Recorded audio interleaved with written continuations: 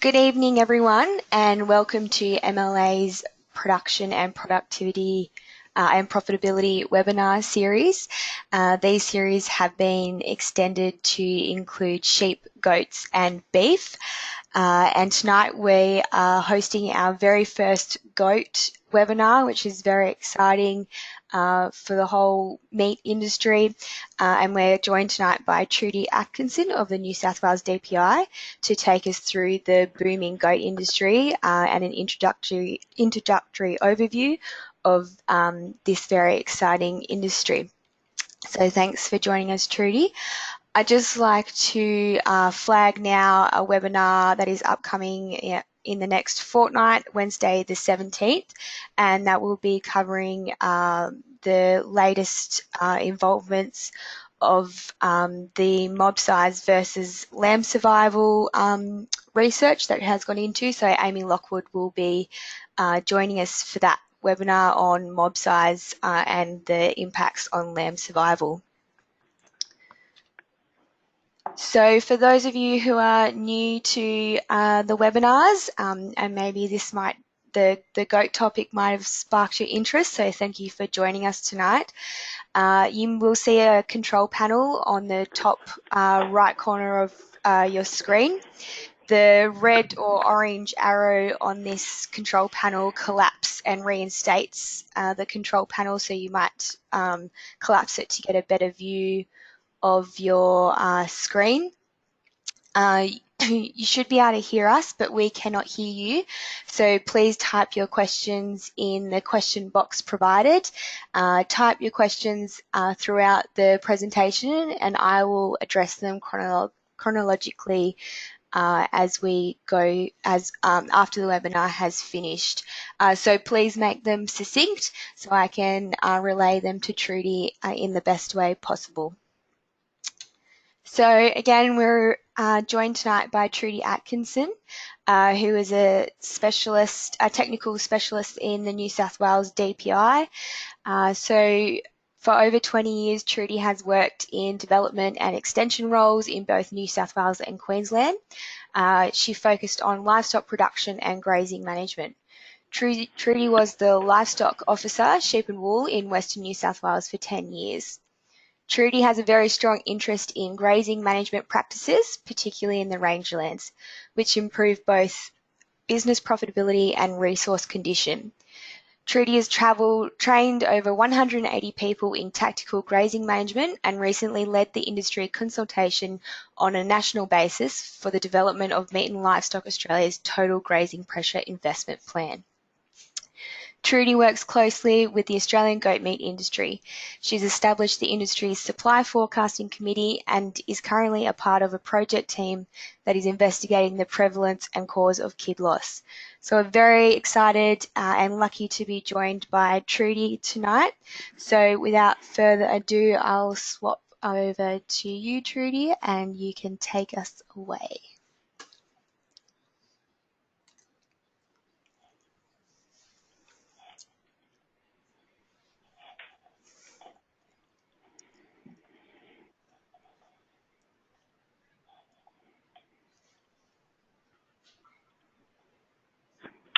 Good evening, everyone. Thank you for joining the webinar tonight. As Hillary's outlined, I've been asked to talk to you and provide an introductory overview of the Australian goat meat industry, particularly for people who may not be familiar with the industry or who may not have previously considered the opportunity of running a goat enterprise.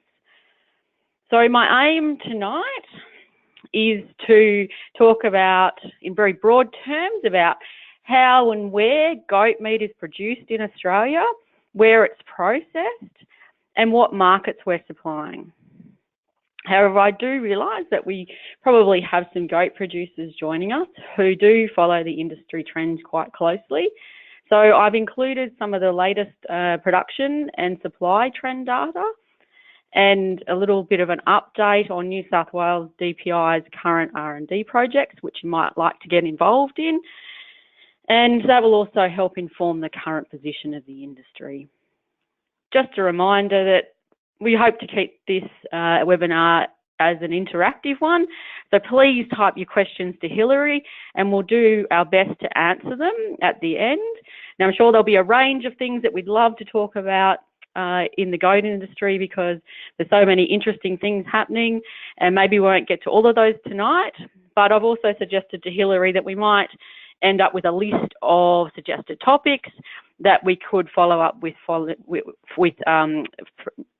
webinars later on. And just remembering that this is a broad introduction. So one of the features of the Australian goat meat industry is that it has a pretty straightforward supply chain. So the either harvesters or producers supply goats into the supply chain. And the industry broadly defines three main enterprise or production system types, which we refer to as harvest, semi-managed or value-adding enterprises, and managed enterprises. And I'll talk briefly about each one of those. So in the Australian industry, the majority of goats are still opportunistically harvested from a free-roaming wild population. Now, it's common practice in the semi-arid and arid rangelands of New South Wales, Queensland, South Australia and WA for producers to harvest goats. Now, the goats are either trapped using self-mustering facilities at watering points, or they're mustered using conventional techniques through ground and aerial mustering. Now, as the industry has developed, there has been the expansion of specialised contract mustering businesses, which have greatly improved harvest efficiency, which is important to remember when we're talking about supply. Difficult to quantify what proportion of the goats being processed in Australia actually come from a harvest enterprise. It may be upward of 70 or 80%. As a bit of an indication, in 2017, New South Wales DPI surveyed 385 goat businesses, and 71% of those enterprises were harvest enterprises, with 16% being semi-managed and 13% being managed.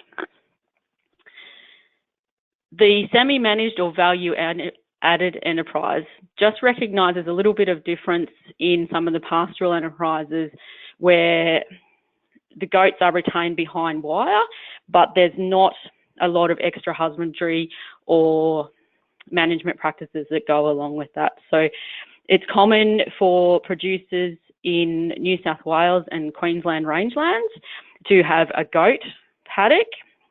There are some restrictions in South Australia in doing that, so we don't see similar trends in South Australia, where they'll use those paddocks for, usually in conjunction with a harvest enterprise, for value-adding goats. So they might, when they do a harvest operation, draft off smaller or underweight goats and retain them in the paddock to grow, so value-adding that product. They may retain does, or they may aggregate goats for marketing purposes, so putting bigger consignments over for some marketing power. Those enterprises are still operating very large, extensive systems, but it does improve the land manager's grazing opportunities. So effectively putting those goats behind wire changes those goats from being an unmanaged component of total grazing pressure to a managed component. So there's quite a big shift in even just that change to retain goats behind wire and value add them. They still remain a low input system, and often the only management that is applied to those goats is when they're mustered and drafted for sale. And then, of course, just like the sheep and cattle enterprises, there's managed enterprises where there's a higher level of husbandry, there's breeding and selection that goes on, just like your sheep and cattle enterprises. So we see crossbreeding, we see some lines of dual purpose goats, and we see purebred goats like Boers and Kalaharis run in these enterprises.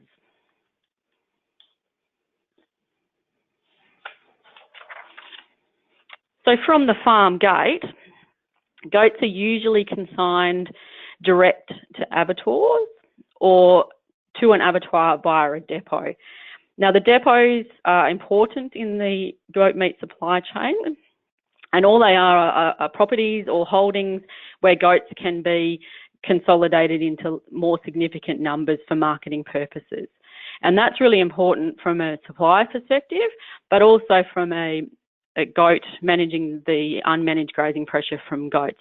So producers can decide to send smaller loads of goats to their local depot where they're aggregated and sent to markets. Now, the depots can consign goats for slaughter, for live export, or for distribution for restockers into other businesses.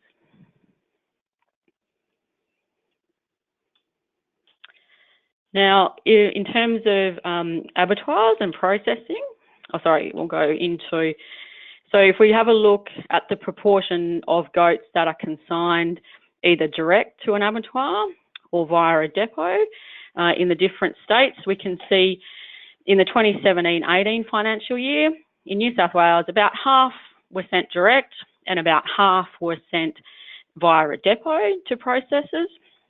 There's a very small proportion of goats that flow into the supply chain from sale yards. In Queensland and Western Australia, the numbers sent direct to processing is higher, and in South Australia, it's just a little bit higher than New South Wales. This financial year, the proportion of goats sent direct is back to about 30%, which shows the importance of depots when supply is lower and seasonal conditions are less favourable and producers are managing grazing pressure more concertedly. So from a processing perspective, processing occurs in all the states that are listed here. Victoria is the leading processor, killing about 1 million goats a year, followed by Queensland and South Australia. So Queensland killing between 450 and 650,000 goats a year. South Australia between 300,000 and 400,000. New South Wales, there's less processing that happens in New South Wales, around 100,000 goats a year.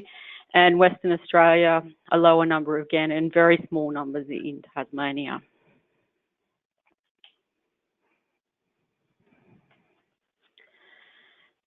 So in terms of markets, the goat meat export is by far the main game, and that's where most of the product is ending up. There is a relatively small number of goats that are exported live, mainly, majority by air. I'd say almost all of them by air. Don't know an example where, no, it would be all by air. And so only small numbers. And then there's quite an emerging domestic market as well. So this shows the bar graph here shows the volume, number of head, the volume in tons of goat meat that's produced, and the value to the industry of goat meat exports from Australia.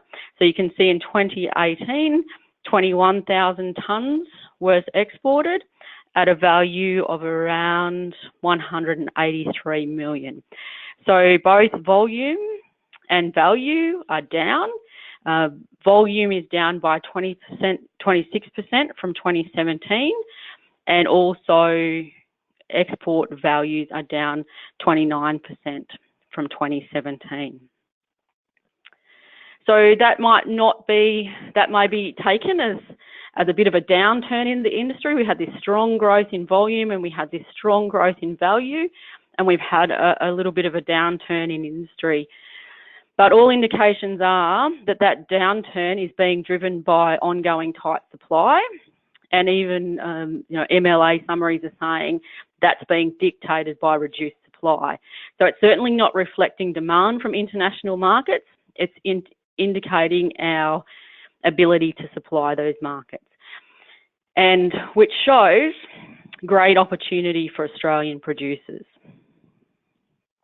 and a need to respond to that demand.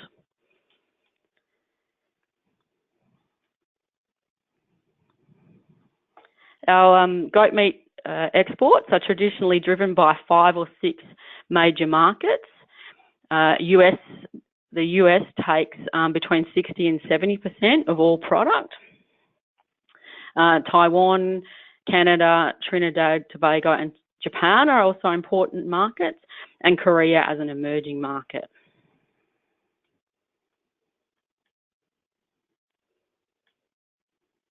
And Hilary, there might be an opportunity in future webinars to have someone present on the characteristics and the opportunities in each of these markets. And because I think when you get someone to break it down and we have a look at the opportunities into each of these markets, it really does reinforce that global demand for goat meat and the opportunities that are present in this for Australian producers in producing more goat meat. So this is the live goat exports by volume and value. There was about 22,000 head exported in 2018 at a value of about 7.7 million. So a much smaller proportion of the industry and the supply of goats. And when we break that down on destination, Malaysia is the main market for receiving our live exports.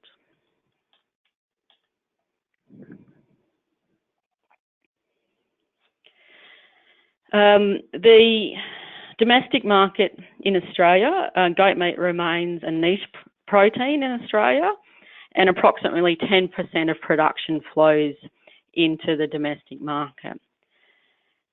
I will say that's my observation that there are a number of goat producers who are dedicated to growing this domestic market, and I think we can see in some of these results that it's paying that hard work is paying off to some degree. They work hard on focusing on meeting customer needs and also providing a great experience for first-time consumers of goats. And that's about all I'll say about the domestic market. Now, if we start to have a look at supply from a state and regional perspective, these numbers show the number of unique producer picks that supply goats to off property in the 2017-18 financial year. So we use the producer picks because often some of the harvesters won't identify as being goat producers, but this gives us a good idea of the number of properties that are actually supplying goats, and New South Wales by far is the leader in that regard. Now moving on to this map here, which shows the number of goats supplied from each NLIS region right across Australia. And we can see the main production zones are Western New South Wales, Southwest Queensland, and the pastoral zone of South Australia. And it's blatantly obvious that production from Western New South Wales is very important to national supply and also the national processing numbers. So to track and forecast supply, we watch very closely what's happening in Western New South Wales.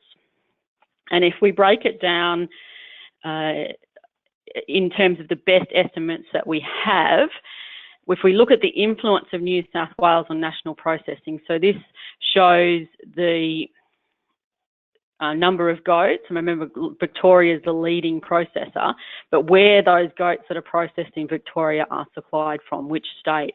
And we see that in Victoria, based on our best estimates, around 99% of those goats come from New South Wales. 60% of the goats that are processed in Queensland are sourced from New South Wales.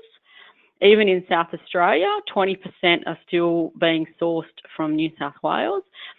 Processing in New South Wales all originates from New South Wales largely, and Western Australia is a different story. But you can see the impact that supply from New South Wales has on national processing, and that's why we watch it closely. And if we have a look at supply from New South Wales in recent years, the graphs show monthly supply on a financial year basis, and we can see in this financial year, supply from New South Wales has been considerably lower than previous years. Now, I must note that the data underestimates supply in real terms, but we're confident that the trends are right using the approach to mapping this supply that we do on a monthly basis. We do expect to see a lift in supply in this last quarter. We have quarterly downloads of data which will be available in the next week or so.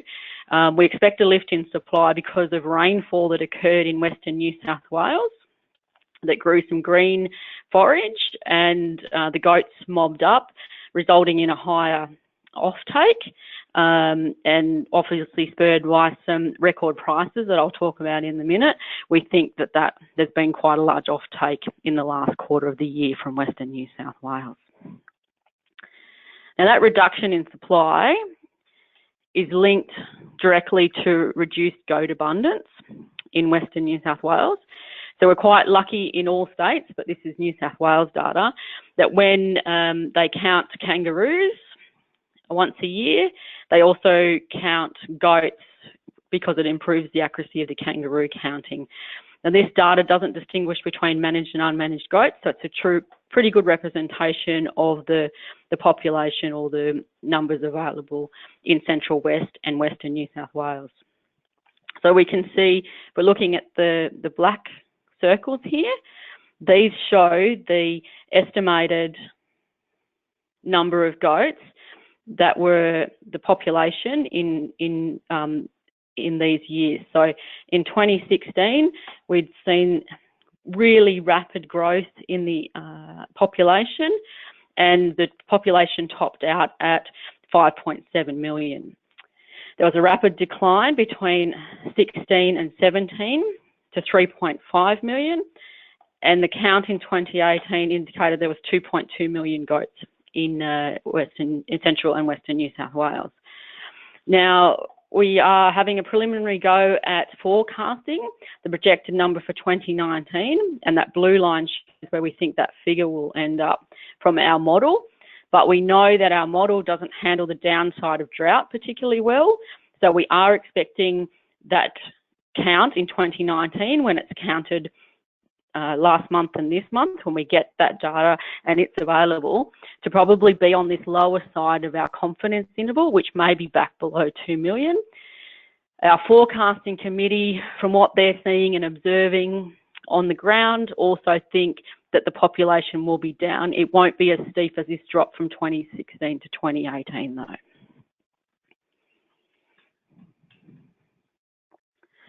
So the reasons for that decline in goat abundance we don't understand particularly well, because we don't understand the goat population dynamics and the factors that influence change.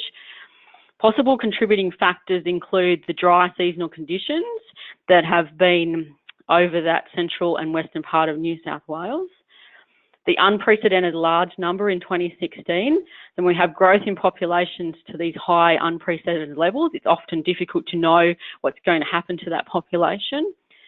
Another contributing factor is likely to be the low minimum carcass weights. So goats will be killed down to 6 kilos carcass weight, and that means that there's less opportunity for them to, well, they don't reproduce before they're processed. So that's having an impact on the population. We do acknowledge that goat paddock distribution, stocking rates and timing of large efficient harvests will also impact those regional figures. So just as an example of how we are so closely tracking supply out of these major supply regions, this shows the monthly goat supply out of the Burke, Wilcannia and Cobar regions. And we can see that there's similar trends in each of those regions for lower supply compared to previous years. In terms of price, we are in quite uncharted territory. This is the most recent price report from MLA. We know consignments of goats have been making over $10 a kilo, and the average price has been at $9.40 per kilo, or $9.40 a kilo dressed weight. And there's been a rapid increase in that price over the last, this shows data from beginning of 2016 to 2019, and there's been this rapid jump to these phenomenal prices, and we're really in uncharted territory. I guess the main questions that industry is asking is what's driving the current price and how long is it going to last. I think as a summary, the favourable conditions in the US market, coupled with limited supply, are driving that high price. So Thomas Food International has said in the press that they have been able to pay over $10 a kilo for goat meat because of some new markets that they've opened up with American retailers, and they're now supplying more value-added cuts and portions to the chain. So typically goat has been supplied as whole carcass or six-way cuts, but it appears like there's some more value adding and strong demand from that US market, coupled with the supply situation that we've talked about. The next question is how long are those prices going to last, which is important for people that are thinking about restocking and getting into goats. We don't have a crystal ball, but there's a few things to consider. We've talked about that a quick bounce back in the New South Wales population is unlikely. We do however, see corrections in price. So, for example, this correction that we saw in July 2017, so very quick corrections in price in the market. But prices have been consistently reasonable. So looking at those prices are all very good for the last number of years. The US market has been consistently reliable, and that seems to be what's driving these favourable price conditions. So the US market consistently taking goats, it doesn't jump in and take small amounts one year, or take big amounts one year and none the next year. There's a consistent supply of goat into that market. The seasonal conditions in Western New South Wales are pretty uncertain at the moment. There has been rain in some areas that have generated some cool season growth, but that provides very little ability for people to forward plan or to restock based on cool season growth. There will be need to be follow-up to assure some go forward and people having confidence in restocking and making enterprise decisions. So very quickly, if I have to summarise where I think the future direction is heading, I think we sum it up in saying that the industry now needs to make every goat count. The industry has done this fantastic job. It's almost a fantastic story how the industry has taken a pest and made it into a resource. That's done. The industry now, I think, is in a new era where they need to start thinking about how they make the best of that resource. And I'm quite confident that the innovation that exists in that industry that has taken that pest to making it a resource will continue to drive the innovation to make the gains that we need to take advantage of these opportunities. So I think we need to focus on enterprise development. I think there'll be a production focus. We're starting to see producers chasing growth rates, starting to investigate reproduction rates. And I think we need to encourage producers in other agricultural zones that haven't typically been involved in goats to think about goat production in other regions and how they might be integrated with other enterprises. For those people harvesting goats, we need to start thinking about those benefits of shifting from a harvest system to a managed system, and that ability to make stocking rate decisions, to do some forage budgeting, albeit with the other issues around unmanaged herbivore total grazing pressure management in some of those regions. The flexibility of the goat systems and the ability to incorporate rest with the goat systems, flexibility of supply, the ability to alter sex ratios, and all those benefits that come along from shifting from a harvest to a managed enterprise. New South Wales DPI is certainly supporting the development of the industry in that direction. We are leading the goat industry data collation and tracking project, which has really been instrumental in being able to bring this data and understand these supply what's happening with supply from a national perspective. And another example is the project that we're undertaking at the moment, looking at reducing kid loss. So it's initial look at prevalence and cause of kid loss in the industry, looking at the losses between potential reproduction rate and net reproduction rate, and how we can make gains in that area, because we have very little data or information in terms of how goat enterprises function from a fertility, fecundity and survival perspective. There's some resources there that you might like to follow up on. And to finish up, I'll acknowledge the input that I have had into this presentation from the goat industry data collection and tracking project team and the stakeholder panel and the forecasting committee that have been working hard on understanding supply in the national goat industry. Thanks, Hilary. Thanks, Trudy. That was a fantastic oversight into the goat industry, and I was inundated with questions, so I hope you're ready. I'll just give you a bit of a break before we get into those, and just remind people that when you close out of the webinar, if you do have to leave early before questions, there is a survey that pops up on your screen. If you could please take 5 minutes to complete this survey. It's very important to relay back to MLA to make sure we are directing your levies to extension efforts that you see as benefit to your industry. So please take time to do this survey so we can collate your answers and make sure that extension efforts are going in the right direction. I will also just take this time to plug the MLA and Home Sacket goat benchmarking project that is currently happening. So the aim of this project is to quantify the drivers of goat production and profitability, and this will assist in gauging the effectiveness of investment of goat levy dollars in the industry and the development and performance of the industry.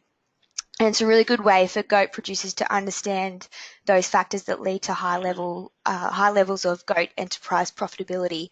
So if you are interested in benchmarking your business for free, please get in contact with us at Home Sacket. You can find the information on our website. And again, it's just another one of those really good projects that's on the go at the moment that is, focused on the goat industry. So if you're all ready, Trudy, I'll just get stuck into the questions. So the first one is from Joe. So where do we find a list of depots and abattoirs? Do you have any sites they can go to, Trudy? Yes, so the GICA, Goat Industry Council of Australia, I haven't checked recently, but as recently as a few months ago, they do have a list of registered depots, and the AusMeat website has a searchable list of accredited processors. So you can search, for state, and it'll show you whether those processing works are accredited to process goat mainly for export, but we do try to at least keep a list of those ones that are accredited and are actually processing goats. So sometimes the ones that are accredited to process aren't always processing goats, but if Jo was to contact me, I haven't got it to pop up now, but I could provide her with a list of our most recent list of export works and their current processing status. Great, thanks, Trudy. Just to also make everyone aware, those who are asking for slides, these webinars are recorded and will be available on the MLA website. The location is to be announced, but if you can't wait for that, please get in contact with me and I can send you a link to tonight's webinar, so you can replay it in your own time. So please get in contact with me. Otherwise, they'll be available on the MLA website, location to be announced shortly. So there's just some production questions here from Corey, Trudy. The one I'll start with, and you might need to, Corey, if you've want to get in touch with Trudy at another time. It sounds like you've got some really good questions that might need delving into. But just to pick one of the good ones, Trudy, what are the top 3 tips for going into goats? So it'd be good to know where Corey's region is. He didn't indicate a region. No, sorry. No. So I'd probably come back to Riverina is in. Riverina. Yep. So I think coming back to thinking about how you might, I'm just fixing this up.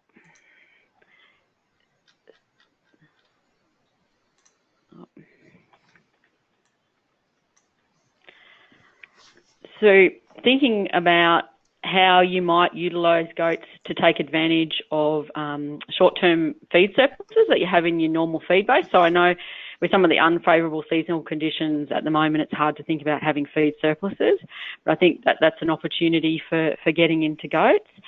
And if you have other grazing enterprises, how the goat enterprises might complement that.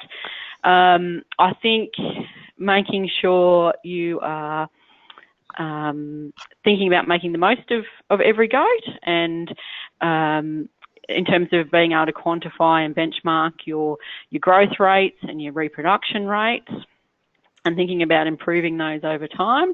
You'll need to think about infrastructure. So goats handle a little bit differently, and they also need some different type fencing to hold them. But there's some really good case studies that are available through MLA where producers talk about what they've learned. So certainly getting into some of these case studies that are available. There's just been a new one published by Mitch Plum from Local Land Service in Western that revisits some case studies of some really successful goat enterprises in Western New South Wales.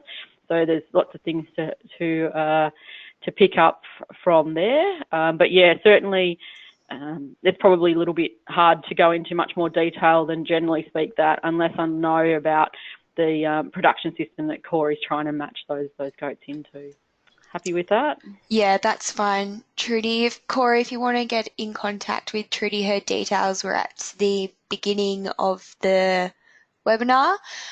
If you can't find that, just contact me. Trudy, is any of those case studies looking into goat growth rates after weaning?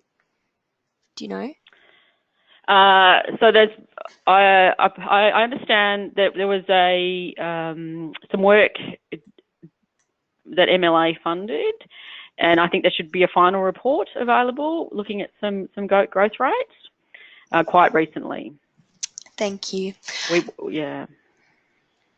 Okay, so from Tamara, and there has been someone else asked this question or similar question as well. Are there any premiums for high quality goat meat from buyers? So certainly not. It doesn't seem to be premiums into the export market, which is the main market, and even I guess across the main price is paid on kilograms of carcass weight, and there doesn't even seem to distinguish across the different weight categories. That the prices are always quite consistent. So I'm not aware of any premiums for quality into the export market, which is the main market that I look at. There may be some premiums into the domestic market, which I know less about. But generally, into that export market, things like, consistently supply and quality of goats and that relationship with the supplier may generate, obviously there's a difference between the average price and some of the higher prices that producers are receiving, but generally the products that are supplied are well received into those export markets, and there doesn't seem to be a premium for quality. I think there'll be potential for it in the domestic market over time. So are they grading meat quality in the abattoirs now, currently? No, not that I know of. Okay. Thanks, Tamara. So from Bowen, are the live exports mainly rangeland for the slaughter market or breeding stock? A mixture of both, I think, just depending on what market's being addressed. Yeah. Yeah. So a question. So it can be for slaughter or for breeding. No. Okay. So, sorry, just a question from Lou, and there's been a few similar ones asked, is why is there so much processing in Vic when the main supply is in Western New South Wales? Obviously, there must be a lot of freight involved with getting them to Victoria. So is there a reason for this? I don't. That's historically been the case, and I don't know why the industry has been set up like that. So certainly, there are quite a bit of freight involved in getting goats from where they're mostly supplied into the processing works. So, and I'm not quite sure about why that's been the case for quite a while in the industry, and I'm not sure why it arranged like that over time. I guess it's just been dependent on the success of those processes in the different areas. Thanks, Trudy. So just another one here from Bowen, and you might be able to interpret it a bit better than me, Trudy. I've asked, how are the suppliers only those that have an ABN, as there is a bias in that the abattoirs are not required to do the MBMs in some states? Not due. So the suppliers that we reported? It must be, yeah. Okay. So the number of suppliers that we reported that I reported in the presentation were linked to the number of unique property identification codes, which is fundamental to the NLIS system. So all properties have a property identification code. And when those movements to the processors occur on the database, they are linked to a property identification code, and we can get a tally on the number of unique ones that exist in that database, and we just do a tally of that. So it's not linked to ABNs, but it's linked to property identification codes and the NLIS system. Great, thanks for those questions, Bowen. Just quick one on animal health from Lou. There will be more webinars on relating to goat production, so maybe just quickly touch on this one. Trudy, are there what about known diseases and challenges for producing goats? Can you just quickly run through a few? Yes, certainly similar to the sheep industry. There's challenges with internal parasites, so managing worms, particularly when they go into higher rainfall country. Goats can have foot rot.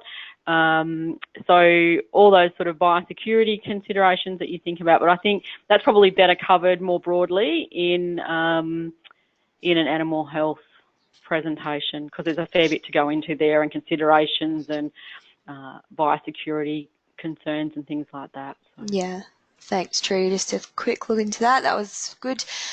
From Andrew, is China a potential market? Yes, definitely. There's plenty of potential in all those markets we talked about. China shows interest, so I think it was around 2013, 2014. China hopped in and into the market, and there was a bit of quite a few tons of goat sent into China. So we certainly have been exporting goat into China in recent years.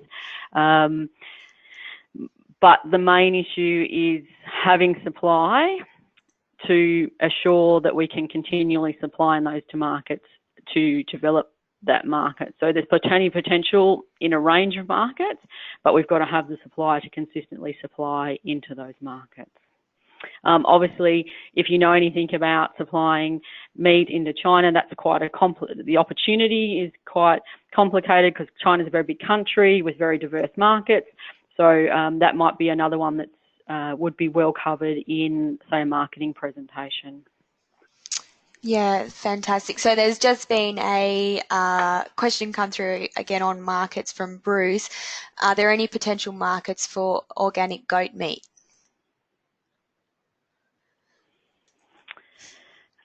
There doesn't appear to be a market for the organics. I think it's certainly an opportunity because we market organic lamb into the US. So I think it's certainly an opportunity to look at. I'm not sure of any large markets that are organically certified that are, say, marketing into that US market or domestically, but I think it's certainly an opportunity that could be followed through on, but I'm not aware of where it's occurring now. No worries. So a question from Kylie. What proportion of goat producers have goats as their only enterprise? Do most goat producers have goats as a secondary to sheep, cattle, cropping, etc.? And do you know this?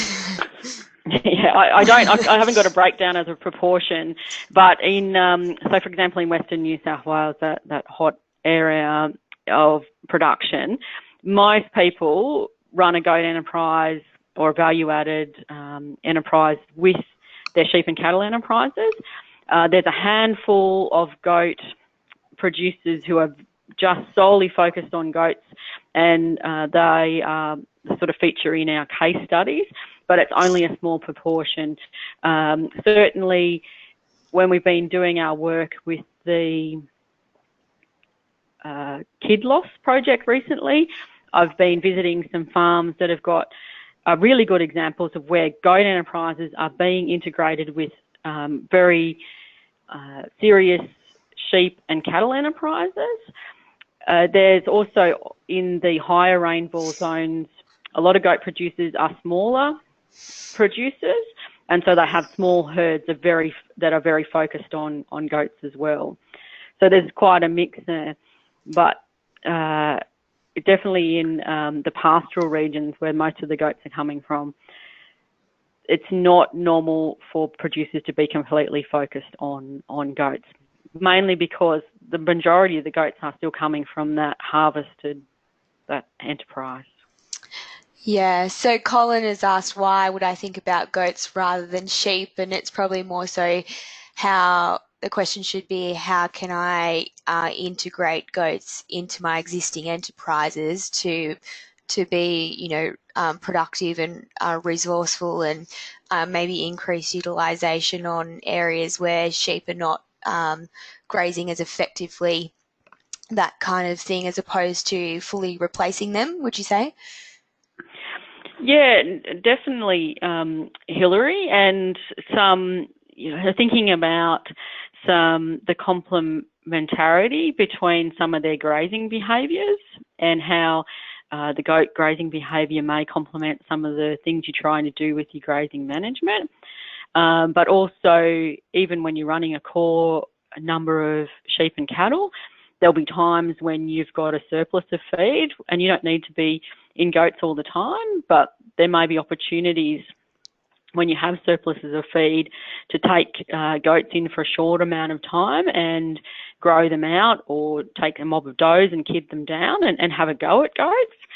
So there's certainly opportunities where they fit, and they're becoming a real enterprise mix. And I think your project that you're doing in the benchmarking is going to be quite valuable, and it's being able to put together some really solid gross margins that help people weigh up those options.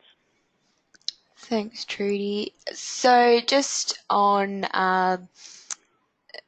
that, I guess, John has asked, do you need to have an ABN to sell via the depot? So if you were going to integrate goats into whatever your business you're currently running, do you have to have an ABN to sell via the depots? I'm not sure about the requirements from an ABN, from an Australian business number tax perspective, but because there's a requirement for traceability, you do need to have a movement document that, so I guess that comes about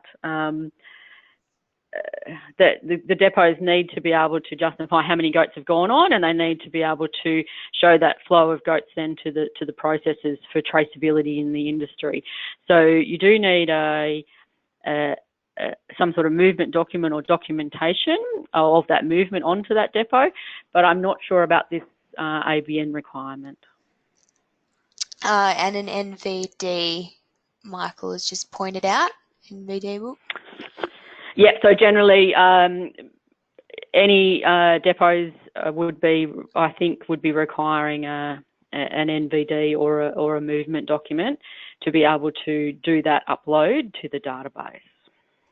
Excellent. So just because there's a requirement when to have traceability in the industry, and those movement documents are quite important for documenting that. And the registered depots are audited for those movements, so it's quite important that that they can document when they're audited those movements on and off the depot. Makes sense. So just another question from Bowen. Why was Victoria not included in the original research project?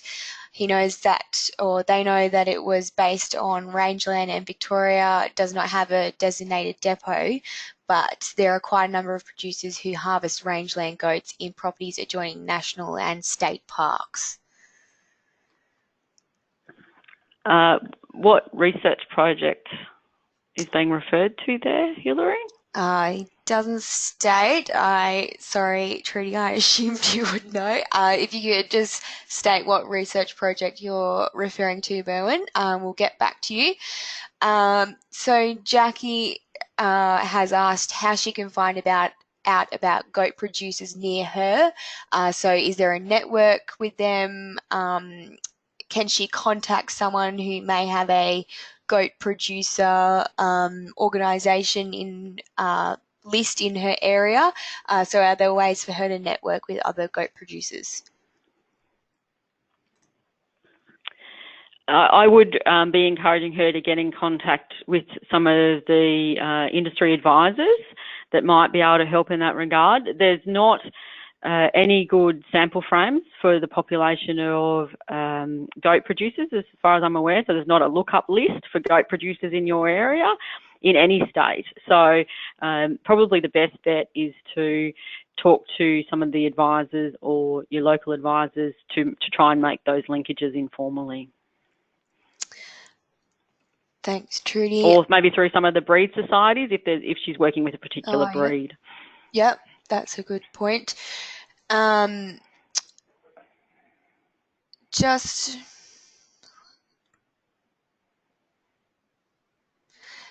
has just got back to us. They say the slide that had the differences between New South Wales, South Australia, WA and Queensland in goat sources, harvested, semi-managed and managed.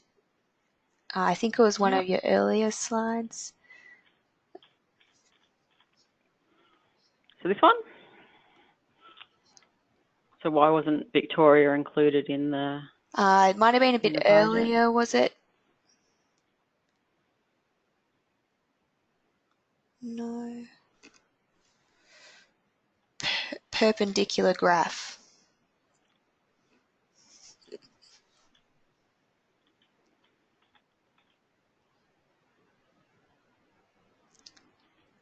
Victoria. I'm not sure where I've left Victoria. Oh, this one. Oh, there you go. Okay. Is this the consignment of goats? Is that what she's talking about? Yes. Yep, that's it. Yeah.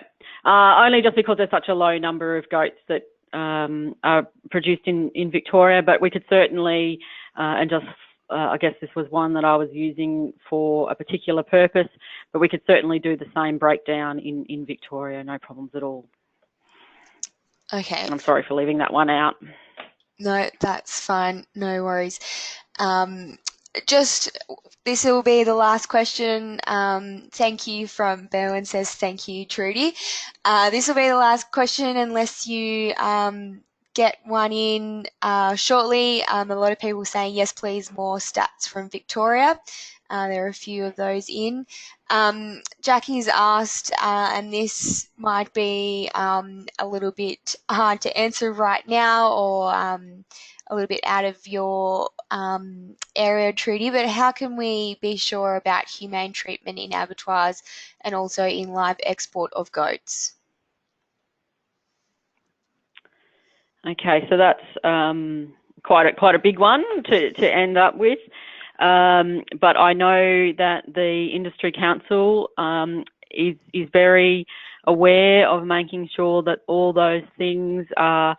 There's been a lot of work done by the peak body, Goat Industry Council of Australia, in looking at those operations and making sure there's codes of practices in place. I can't talk in detail about them, but I know that they've been that the industry has looked at those over time.